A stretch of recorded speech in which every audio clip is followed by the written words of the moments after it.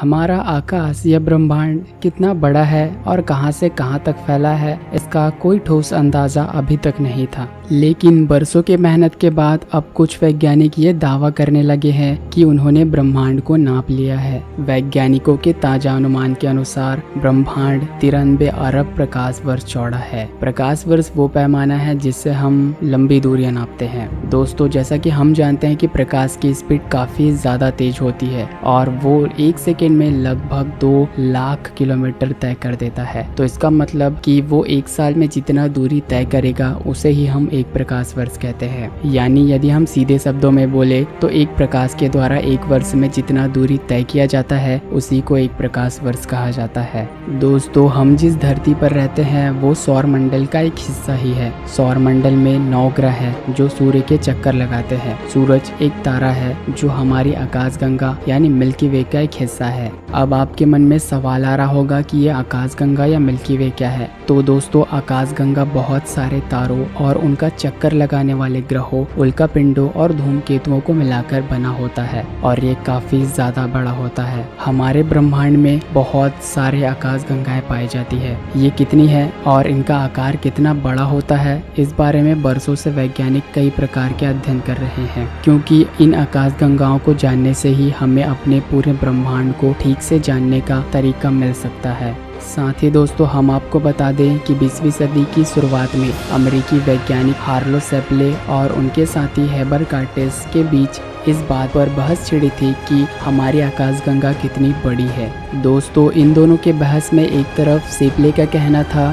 कि आकाशगंगा करीब 3 लाख प्रकाश वर्ष चौड़ी और बड़ी है, वहीं हेबर कहते थे कि आकाशगंगा इतनी ज़्यादा बड़ी नहीं है। दोस्तों, हमारे ब्रह्मांड में हमारी आकाशगंगाएं के जैसे और भी लाखों आकाशगंगाएं होती है, जिनकी दूरी मापकर ही हम अपने पूरे ब्रह्मांड की दूरी का अंदाजा लगा सकते हैं। शेप्ले के उलट कार्टेस का कहना था कि हमारी आकाशगंगा सिर्फ 3000 प्रकाश वर्ष बड़ी है। वैसे दोस्तों, ये बात 1 सदी से भी ज़्यादा पुरानी हो चुकी है। आज वैज्ञानिक के बीच इन बात पर एक राय है कि हमारी आकाशगंगा 1 लाख से 1.5 लाख प्रकाश वर्ष चौड़ी हो सकती है। इसके अलावा यदि हम ब्रह्मांड की बात करें तो दोस्तों, ब्रह्मांड न जाने आकाशगंगा से कितने हजारों करोड़ों गुना बड़ा होता है। ताजा अनुमान कहता है कि हमारा ब्रह्मांड 93 अरब प्रकाश वर्ष बड़ा है और ये तेजी से फैलता ही जा रहा है। दोस्तों, इतने बड़े ब्रह्मांड में हमारा एक छोटा सा पृथ्वी वैसे ही है जैसे किसी महासागर में केवल एक बूंद पानी। अब सवाल ये है कि आखिर हम इतने दूरी को नापते कैसे हैं। इसके लिए हमारे वैज्ञानिकों ने कई प्रकार के तरीके ढूंढे हैं। एक तो वो ग्रहों और सितारों की दूरी को रेडियो तरंग की मदद से नापते हैं। इसे कॉस्मिक डिस्टेंस लैडर कहते हैं। इसके लिए दूसरे ग्रहों और तारों तक रेडियो तरंगे भेजी जाती है। रेडियो तरंगे आने जाने में जितना समय लेती है उससे ही उन ग्रहों या तारों की दूरी का अंदाजा लगाया जाता है। लेकिन दोस्तों, ब्रह्मांड इतना ज़्यादा बड़ा है कि ज़्यादा लंबा दूरी को नापने के लिए हम रेडियो तरंग का उपयोग नहीं कर सकते, क्योंकि इससे बहुत ज़्यादा लंबी दूरी को नापना नामुमकिन है। तो दोस्तों, जब ये तरीका काम नहीं आता तो इसके अलावा जो दूसरा तरीका है जो वैज्ञानिक आजमाते हैं वो है तारों की चमक का पैमाना लगाना। इसके लिए प्रकाश की रफ्तार की मदद ली जाती है। असल में जैसे जैसे कोई चीज़ हमसे दूर होता जाता है वैसे वैसे हमारी नज़र उससे तिरछी होती जाती है। वैज्ञानिक इस प्रक्रिया को रेड शिफ्ट कहते हैं, क्योंकि किसी भी सितारे से निकलने वाली रोशनी आसपास गुम हो जाती है और उनके रंग में फ़र्क दिखने लगता है। ऐसे ही चमकीले सितारों को मील का पत्थर मानकर उनकी दूरी का अंदाज़ा लगाया जाता है। लेकिन दोस्तों, इस पैमाने की भी 100% कोई गारंटी नहीं रहती कि ये पूरी तरीके से एग्जैक्ट ही मान बताएगा। सन 1908 में वैज्ञानिक हेनरिक स्वान लियाविट ने पता लगाया था कि सितारों की एक खास नस्ल भी होती है। इन्हें सेफिड कहा जाता है। ये दूसरे सितारों के मुकाबले ज़्यादा चमकीले होते हैं। इनकी मदद से दूसरी आकाशगंगाओं और फिर ब्रह्मांड के विस्तार का पता लगाया जा सकता है। इस पैमाने के मुताबिक ही आज हमारी आकाशगंगा की पड़ोसी एंड्रोमेडा आकाशगंगा को धरती से करीब 2.5 करोड़ प्रकाश वर्ष दूर बताया जा रहा है।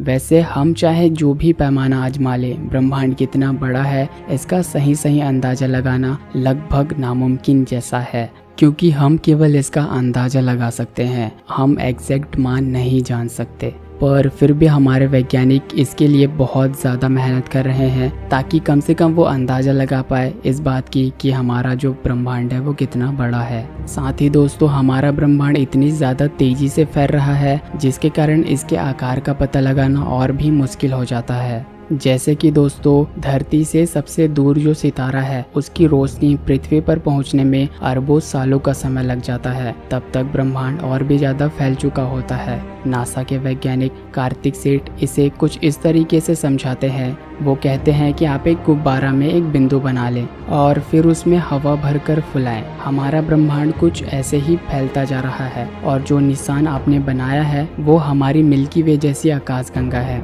जिसकी जो बिंदु की दूरी है वो लगातार बढ़ती ही रहती है। वैसे वैज्ञानिकों का मानना है कि धरती से जो सबसे दूर में सितारा स्थित है वो करीब 14 अरब साल पुराना है, यानी उसकी रोशनी को धरती पर पहुंचने में इतना वक्त लगा, उतने वक्त में ये ब्रह्मांड और भी ज़्यादा फैल चुका है। तो इस आधार पर वैज्ञानिक ये कहते हैं कि आज वो तारा धरती से करीब 46.5 प्रकाश वर्ष दूर है। इस हिसाब से ब्रह्मांड आज 93 अरब प्रकाश वर्ष चौड़ा हो चुका है। अब इस दूरी पे बहुत सारे किंतु परंतु और लेकिन हैं, क्योंकि दोस्तों ये केवल एक अंदाजा ही है और एग्जैक्ट में हमारा ब्रह्मांड कितना बड़ा है ये जानना बहुत ही ज़्यादा मुश्किल है। वैसे दोस्तों हमारा ब्रह्मांड इतना ज़्यादा बड़ा है कि ये हमारे सोच से भी ज़्यादा बड़ा है और ये हमारे दिमाग को पूरी तरीके से घुमा सकता है, या यूँ कहें कि ये हमारी समझ से भी बाहर है। वैसे दोस्तों जब हम इतने बड़े ब्रह्मांड के बारे में सोचते हैं या उसके बारे में पढ़ते हैं तो हमें ऐसा लगता है कि हम बहुत ही छोटे हैं,